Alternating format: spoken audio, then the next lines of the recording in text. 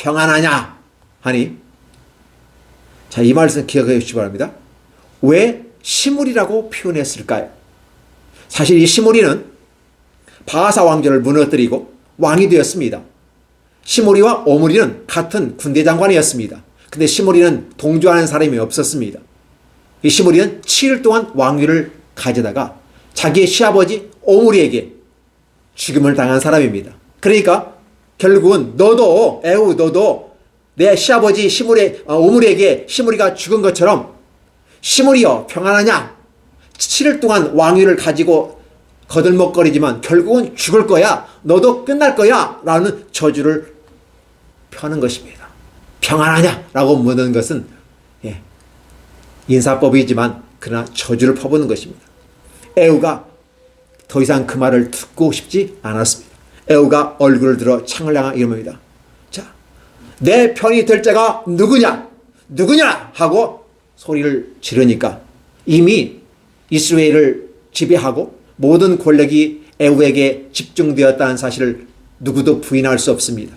그때 그의 내시가 에후를 내다봅니다. 내다보아야 내가 에후 편에 섰다는 사실을 입증돼야 살 수 있지 않을까요? 그래서 이 에후가 쳐다봅니다. 그랬더니 그가 이렇게 합니다. 자, 그녀를 던져라.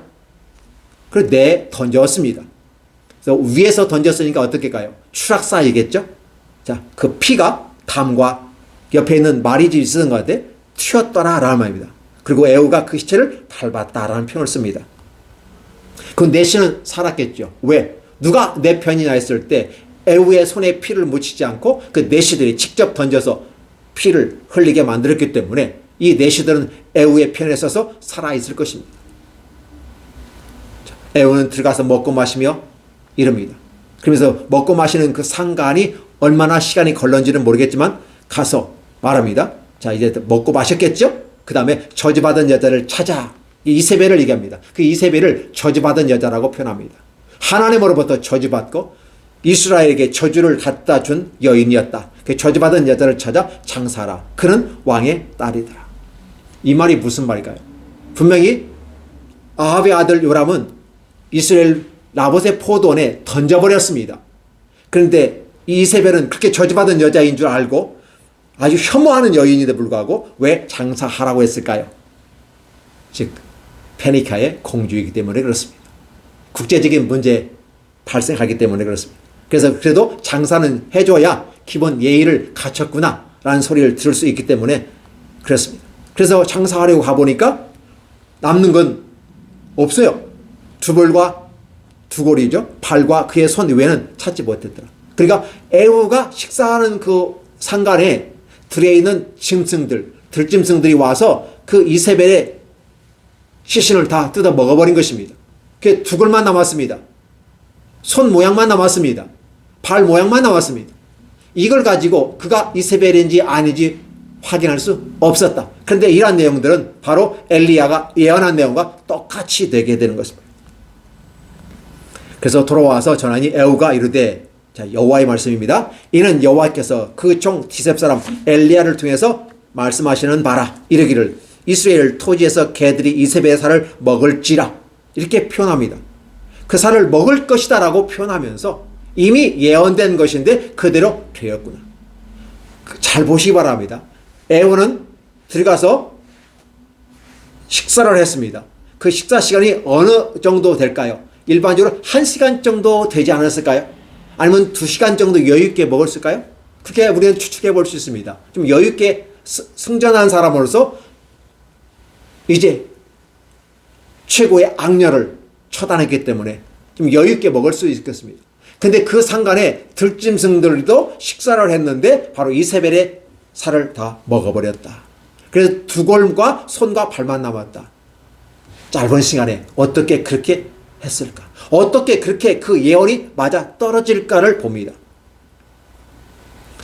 무섭다는 생각이 들어갑니다. 하나님의 말씀이 이루어지는 데는 정확하게 이루어진다는 사실을 저와 여러분에게 계속해서 얘기하는 하나의 시스템적인 공지사항입니다. 성경은 저와 여러분에게 저주를 퍼붓지 않습니다. 성경은 저와 여러분에게 사랑을 얘기합니다. 근데 그 사랑에 거부하고 그 사랑에 대해 짓밟아버리면서 그 진심을 호도하게 될 때 이 이세벨의 모습처럼 된다는 사실을 얘기하는데, 반드시 예언의 말씀은 이루어진다는 사실을 누누이 계속해서 지속적으로 반복해서 저와 여러분에게 강조하고 있는 하나의 언어의 시스템이고 하나님의 메시지의 시스템이라는 사실입니다. 결국은 그대로 이루어지는 과정을 보여주고 있습니다. 그 시체가 이스라엘 토지에서 기름같이, 거름같이 밭에 있으리니, 자, 이것이 이세벨이라 가리켜 말하지 못하게 하리라 하셨느니라 하였더라. 즉 예언이 그대로 성취되었다라는 것입니다. 거름이란 말은 똥과 같은 겁니다. 원래 이세벨이라는 이름에서 아람어에 보면 세벨이라는 단어가 똥이라는 단어가 있습니다. 그래서 언어의 언어의 유의라고 볼까요? 거름같이 밭에 있으리니라는 표현을 쓰게 되면서 결국은 똥 같은 존재다. 거들떠보지도 않고 돌아보지도 않는 존재. 그렇게 하나님 앞에서 평가받은 것이라고 표현합니다. 그러면 이 세상의 악에 대해서 하나님은 어떻게 심판하는지를 보여주고 있습니다. 우리는 하나님과 반대되는 개념에서 악한 사단 마귀를 이야기합니다. 악한 마귀 그리고 그에 따르는 어둠의 천사들을 우리는 3.4%로 계산해 본다면 그 주위에 있는 16%의 어둠의 자식들이 있다는 사실입니다. 다음 주에 설교되는 부분은 그 3.4%의 주변에 있는 16.4%이죠. 그래서 총 20%의 어둠의 자식들이 어떻게 죽어가는지를 보게 될 것입니다. 근데 오늘은 바로 이 3.4%의 핵심 멤버들이 어떻게 심판받는지를 그대로 보여주는 겁니다. 역사 속에서 그대로 보여주면서 오늘 저와 여러분들이 악과 함께, 즉 아시아를 통해서 우리가 살펴볼 수 있는 것은 악과 함께하면 그곳에 발을 담그면 같이 멸망을 당하게 된다는 사실을 다시 한번 얘기해 줍니다. 부득불 자기 합리화를 통해서 정략 결혼을 하게 되고 이것이 그의 발걸을 악한 길로 옮겨 놓는 그런 사실을 역사에서 입증했습니다. 누가? 솔로몬이. 그렇다 보면 여호사밧은 이 일을 하지 않았어야 되는데 여호사밧이 정략 결혼을 할 수밖에 없는 상황 속에서 하였고 그의 자손들이 그대로 피해의 대상이 되고 다윗 왕가조차도 어둠의 그림자가 쌓이게 되므로 비록 다윗 왕가를 할지라도 심판이 임하게 되는 것을 알 수 있습니다. 하나님은 북이스라엘은 악한 길을 걸어갈지라도 남유다만큼은 선한 길을 걷기를 원하고 다윗의 길을 걷기를 원했습니다. 그런데 이렇게 별도의 독립된 구별된 삶을 살기를 원하는 남유다의 삶이 하나님 말씀과 함께 같이 나아가는 구별된 삶이 되어지지 아니하고 북이스라엘과 함께 혼합되어지거나 섞여지거나 정략 결혼을 해서 함께 이렇게 연결되어지다 보면 함께 멸망한다는 사실을 그대로 보여줍니다. 자, 오늘 시대를 사는 저와 여러분에게 이 말씀은 어떻게 적용해 볼까요? 쉽습니다. 기독인이 세상 사람과 함께 살아갑니다. 하나님은 이 세상을 만들어 오시고 원 플레이그라운드, 투 플레이그라운드 만들어 놓으셨습니다. 그래서 이제 원 플레이그라운드는 어떻게 됩니까? 바로 북이스라엘이라고 보라면 투 플레이그라운드는 바로 예수 믿는 사람들입니다. 기독인이고 그리스도인들입니다. 그러면 기독인과 그리스도인들이 어떠한 삶을 살아가야 될까요? 바로 세상 사람들과 함께 뒤섞여 살지 말라고 하는 것입니다. 마음을 새롭게 하여 그들의 것을 본받지 말고 더 또 일신하여 하나님의 말씀에 정진하고 하나님을 바라보라고 가르치는데 우리는 하나님을 바라보지 아니하고 세상 것을 바라보고 세상 이익을 바라보고 수단과 방법을 바라보며 환경을 바라봅니다. 환경 속에서 어쩔 수 없어.